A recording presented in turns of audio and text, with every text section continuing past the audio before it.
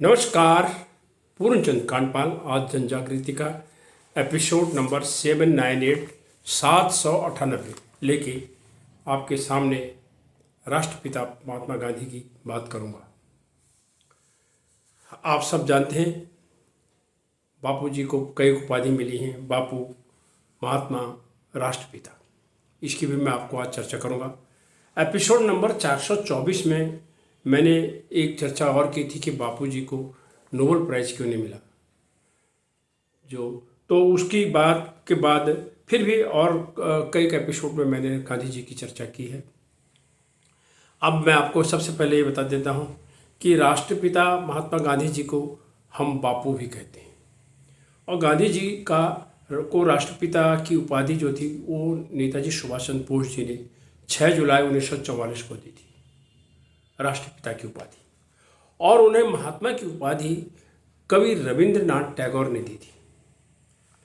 और बापू की जो उपाधि उन्हें दी थी तो जो चंपारण के एक किसान हैं राजकुमार शुक्ल, उनके द्वारा उन्हें दी गई थी।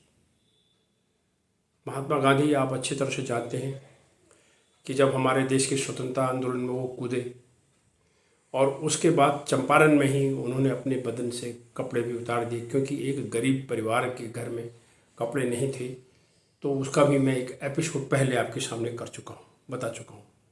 महात्मा गांधी का जन्म 2 अक्टूबर 1869 को हुआ था और उनकी शहीदी 30 जनवरी 1948 को हुई थी। तब से हम 30 जनवरी को शहीदी दिवस मनाते हैं और महात्मा गांधी जी के साथ देश के सभी शहीदों को याद करते हैं, क्योंकि हम इसे शहीदी दिवस के रूप में मनाते हैं। अब आज मैं आपको एक चीज़ और भी बताऊंगा कि गांधी जी के बारे में हम जितना जाने उतना हमारे लिए जो समझिए कि हम कम जानते हैं। बहुत से किस्से हैं उनकी, पूरा गांधी बाग में आप पढ़ेंगे, एक कहानी नहीं है, जेल की कहानियाँ और स्वतंत्रता संग्राम की कहानियाँ। एक कहानी में उन्हें आज मैं जमनालाल बजाज जी के साथ की बात आपको याद दिलाना चाहता हूँ। थोड़ा बहुत मैं भी इधर उधर से ही पढ़ता हूँ, तो मुझे जब पता लगता है तो बाबू को एक बार एक चिट्ठी मिली, 3-4 पन्ने की चिट्ठी थी और उस पर एक पिन लगा हुआ था। और बापू ने जब चिट्ठी पढ़ी तो उन 3-4 पन्ने जितने भी थे उनमें सब में गालियाँ लिखी थी उनको। और गालियाँ आप जानते हैं जिसको हम एब्यूसिव लैंग्वेज बोलते हैं। क्या लिखा था क्या नहीं लिखा था उसकी चर्चा तो मैं नहीं कर सकता, लेकिन पूरी वो गालियाँ थी। गांधी जी ने सभी गालियाँ पढ़ी।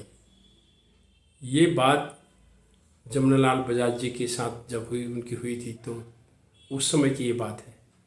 तो जब पूरी गालियाँ उन्होंने पढ़ ली, पढ़ने के बाद उन्होंने उनको उसमें से पिन निकाल ली और बाकी उन पन्नों को डस्टबिन में डाल दिया, कूड़ेदान में।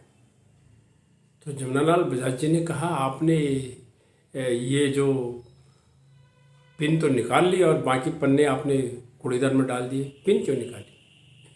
तो गांधी जी एक मजाकिया मूड में भी बात करते थे, उनमें ह्यूमरस भी था। तो उन्होंने कहा, बस एक पिन ही काम की थी, काम आएगी, फिर काम आएगी, इसलिए इसको निकाल के रख लेता हूँ। बाकी वो कूड़ेदान में था और जिन्होंने जो लिखा वो उनको मुबारक, मुझे उससे कुछ लेना नहीं देना नहीं। ठीक है, उन्होंने लिख दिया, मैंने कूड़ेदान में डाल दिया। संदेश क्या गया? गांधी जी छोटी छोटी चीज़ों से भी क्रिएटिविटी निकाल लेते थे, सृजनता निकाल लेते थे, इसीलिए वो महात्मा गांधी बने। गांधी जैसा अभी तक कोई ऐसा इंसान इस संसार में नहीं आया है। विश्व में 193 देश यूनाइटेड नेशन में हैं, उसके अलावा भी कुछ और देश हैं। कोई बिरला ही देश होगा जहां गांधी के बारे में कोई छोटा मोटा स्मारक या भवन या सड़क ना हो। उन्हें याद किया जाता है पूरे ब्रह्मांड में, पूरे विश्व में, इसीलिए उन्हें महात्मा कहते हैं। तो वो हर प्रकार से, चाहे बच्चों की बात आती हो, चाहे बड़ों की आती हो, वरिष्ठ नागरिकों की बात आती हो, वो सब के साथ कभी भी विनोदमय होकर के भी वो बात करते थे।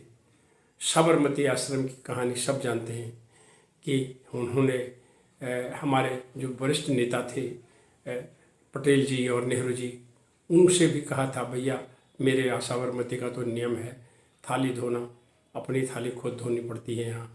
तो उन्होंने कहा मैं खुद अपनी थाली धोता हूँ। तो ये उसमें क्या है। सेवाग्राम आश्रम की जो मैंने ये बात बताई, ये सेवाग्राम आश्रम की है, वर्धा की। ये जो जमनालाल बजाज जी के साथ उन्होंने कहा था पिन वाली जो कहानी आपको मैंने बताई, ये वर्धा की है। तो आइए ऐसे परम अवतारी पुरुष को हम नमन करते हैं और कोशिश करें गांधी जी के जीवन से हम कुछ सीखें। इन्हीं शब्दों के साथ धन्यवाद, नमस्कार।